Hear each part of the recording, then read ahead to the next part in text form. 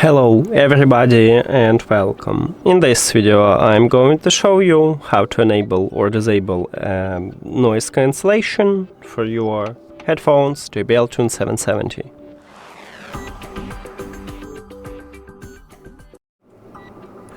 You have two options how to enable or disable it. You can use an application or you can use control at your headphones. So let's get started. By use the app, you need to open JBL Headphones application.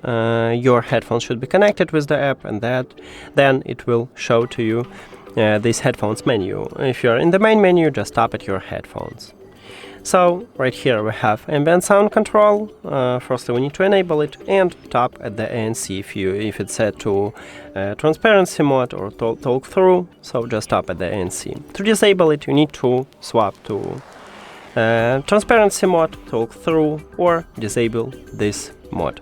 I mean ambient sound control. But as I said, we can also use controls, and at your right ear cup, near to the power button, we have ambient sound control button. So you need to, right now it's disabled, and you need to press one time. It will enable ambient sound control, and it will enable ANC. Then to disable it, you can press one time to swap to transparency, or press two times to swap to talk through. 1, 2. We cannot disable ambient sound control using controls. That's it.